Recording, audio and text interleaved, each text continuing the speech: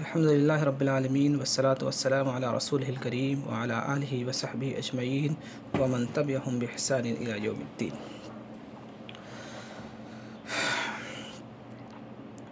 معزز سامعین و ناظرین، اپنی پچھلی ویڈیو کے اندر میں نے آپ لوگوں کو غیبت کے تعلق سے چند باتیں بتائی تھی کہ غیبت کی تعریف کیا ہے، غیبت کے تعلق سے اللہ کے نبی صلی اللہ علیہ وسلم نے کیا سزا بتائی ہے حدیث کے اندر۔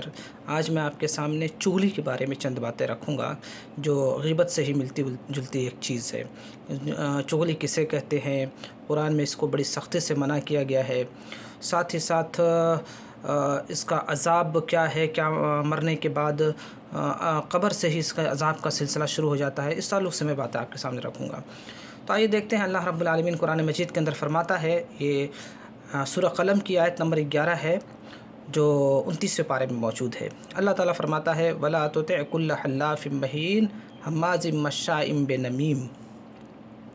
اس کا مطلب ہے کہ اے نبی صلی اللہ علیہ وسلم، تم بہت زیادہ قسمیں کھانے والے ذلیل اور رسوا آدمی کی اطاعت نہ کرو، اس کی بات کو نہ مانا کرو۔ معلوم یہ ہوا کہ جو انسان بہت زیادہ قسمیں کھاتا ہے، ذلیل اور رسوا ہے، اس کی بات کو کا کوئی اعتبار نہیں ہوتا۔ اللہ کے نبی صلی اللہ علیہ وسلم کو یہ حکم دیا گیا، آپ ایسے شخص کی بات کا کوئی اعتبار نہ کریں۔ تو جو بات اللہ کے نبی صلی اللہ علیہ وسلم کو کہی گئی، اللہ نے آپ کو حکم دیا جس چیز کا، وہ حکم ہم کو بھی لاگو ہوتا ہے، پوری امت کو وہ حکم لاگو ہوتا ہے۔ آگے فرمایا ہماز مشاء بنمیم، اور ہر ایسے انسان کی جو پیٹھ پیچھے سامنے برائیاں کرتا ہے، چغل خور ہے، ایسے انسان کی بھی آپ اطاعت نہ کریے، ایسے انسان کا بھی آپ کہنا بالکل بھی نہ مانیے۔ تو اس سے ہمیں پتہ چلا کہ اللہ رب العالمین نے یہاں پر چغل خور کی بات کو نہ ماننے کی بات کہی ہے، کہ اس کی بات کو نہ مانا جائے۔ تو مشائم بن امین جو قرآن کے اندر مشائم بن امیم کا لفظ ہے، اس کا مطلب ہوتا ہے چغل خور، چغلی کرنے والا۔ اب چغل خور کہتے کس کو ہیں؟ تو آئیے سب سے بہتر ہے کہ ہم خود اللہ کے نبی صلی اللہ علیہ وسلم کی زبان سے اس کے بارے میں جان لیں کہ چغل خور کسے کہتے ہیں۔ یہ ابن مسعود رضی اللہ تعالیٰ عنہ اس حدیث کو روایت کرتے ہیں۔ یہ حدیث امام مسلم امام مسلم کی کتاب صحیح مسلم کے اندر موجود ہے، حدیث نمبر ہے 2606۔ ابن مسعود کہتے ہیں کہ اللہ کے نبی صلی اللہ علیہ وسلم نے فرمایا الا انبئکم ما العزا، اے صحابہ کرام کیا میں تمہیں عزا کے بارے میں نہ بتاؤں کہ عزا کیا چیز ہے؟ ہی النمیمہ، پھر خود ہی آپ نے جواب دیا کہ عزا کیا ہے؟ یہ چغلی کرنا ہے، عزا کہتے ہیں چغلی کرنے کو۔ القالہ بین الناس، لوگوں کی باتیں ادھر ادھر کرنا، اس سے سن کر اس کو جا کے کہنا، اس سے سن کر اس کو جا کے کہنا، اس طریقے سے دو آپس میں محبت کرنے والے، دو مل جل کر رہنے والوں کے درمیان آپس میں دشمنی کرا دینا اور پھوٹ ڈال، اسے کہتے ہیں چغلی۔ یعنی چغلی ایک ایسی چیز ہے جو معاشرے کو برباد کر دیتی ہے۔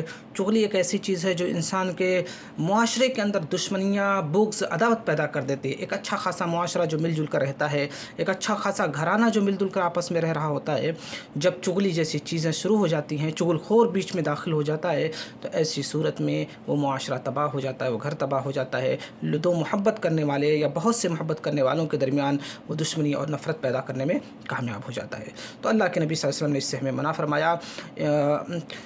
امام بخاری نے ایک حدیث روایت کیا ہے، حدیث نمبر ہے 6056، اور امام مسلم نے بھی اس حدیث کو روایت کیا ہے۔ امام مسلم نے اس حدیث کو کتاب الایمان میں روایت کیا ہے، حدیث نمبر ہے 105۔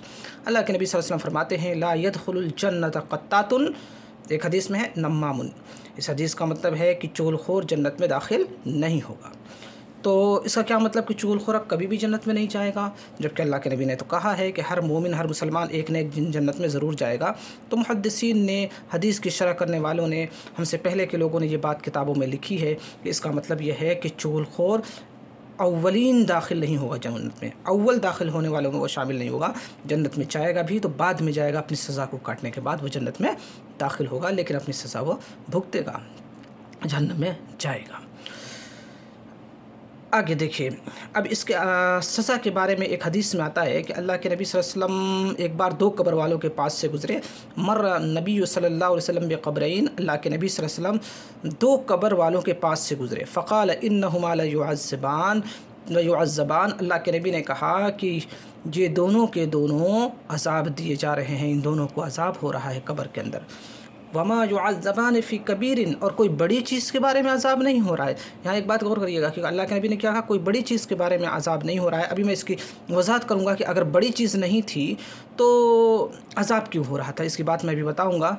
पहला अल्लाह के नबी ने कहा अम्मा अहदुहुमा, उन दोनों में का एक शख्स फ़कान ला यस्ततिरु मिनल बौल, तो वह आदमी पेशाब के छींटों से पर्दा नहीं करता था, बचता नहीं था। मालूम हुआ कि पेशाब के छींटों से, जब आप पेशाब के छींटों से बचना चाहिए, साथ साथ में पर्दा भी करना चाहिए, दोनों चीज़। इसलिए कि एक हदीस के अंदर है ला यस्ततिर, बचता नहीं था, एक हदीस में ला यस्तंज़िहु, बचता, एक में है छुपता नहीं था, ला यस्ततिर छुपता नहीं था, और एक में ला यस्तंज़ि, बचता नहीं था। दोनों अल्फाज हदीस के अंदर आते हैं। तो इससे पता ये चलता है एक आदमी जो था वो पेशाब के छींटों से नहीं बचा करता था, और पेशाब के मामले में वो पर्दा भी ज़्यादा नहीं किया करता था। कपड़ों को बचाना, अपने जिस्म को बचाना होता है कि पेशाब करते हुए हमारे ऊपर वो छींटे ना आएँ। वह अम्मल आखर, और दूसरे आदमी को क्यों अजाब हो रहा है कब्र के अंदर, वह अम्मल आखर, और दूसरा आदमी फ़कान यमशी बिन नमीमा, तो वो चुगलियाँ खाया करता था, चुगली किया करता था, इधर की बात उधर करता, उधर की बात उधर करता, आपस में लोगों को लड़ाया करता था। इस तरीके से इससे भी अजाब हो रहा है कब्र के अंदर। अब आइए मैं इसकी वजाहत कर दूँ कि ये अजाब अल्लाह के नबी ने से क्यों कहा कि बड़े चीज़ के बारे में नहीं हो रहा। देखिए, बड़ी चीज़ आपने कहा, वैसे तो कबीरा गुनाह है, आप भी जानते हैं कि चुगली करना कबीरा गुनाह है, बड़ा गुनाह है। पेशाब के छींटों से ना बचना भी कबीरा गुनाह, बड़ा गुनाह। फिर आपने ये क्यों बोला कि किसी बड़ी चीज़ में अजाब नहीं हो रहा है? इसकी दो वजह हैं।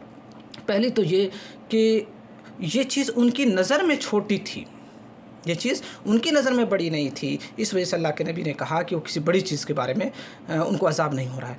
दूसरी बात ये कि मुमकिन है कि इस अल्लाह के नबी ने इसलिए कहा क्योंकि इससे बचना आसान था, कोई बड़ा काम नहीं था इससे बचना, या चुगली से बच जाना और इसी तरीके से पेशाब के छींटों से बचना, ये कोई बड़ा काम नहीं था, बल्कि एक छोटा सा काम था। हालांकि गुनाह बड़ा है लेकिन काम छोटा था। अगर बचना होता तो बचने के लिए काम छोटा था। वो इन चीज़ों से नहीं बचा करते थे जो इससे बचना आसान था, छोटी सी चीज़ थी जिसकी वजह से इन्हें अजाब हो रहा है। आखिर में अल्लाह रब्बुल आलमीन से दुआ है, अल्लाह रब्बुल आलमीन हमें हर ऐसे उमूर से बचाए और महफूज रखे जो मुसलमानों के दरमियान उल्फत व मोहब्बत को ख़त्म करने वाले हों, बुग़्ज़ व अदावत को बढ़ाने वाले हों। अल्लाह रब्बुल आलमीन हमें जब तक ज़िंदा रखे, इस्लाम और ईमान पर ज़िंदा रखे, अपनी तालीमात पर अमल करने वाला बना दे। आमीन। व आखिर दअवाना अल्हम्दुलिल्लाहि रब्बिल आलमीन।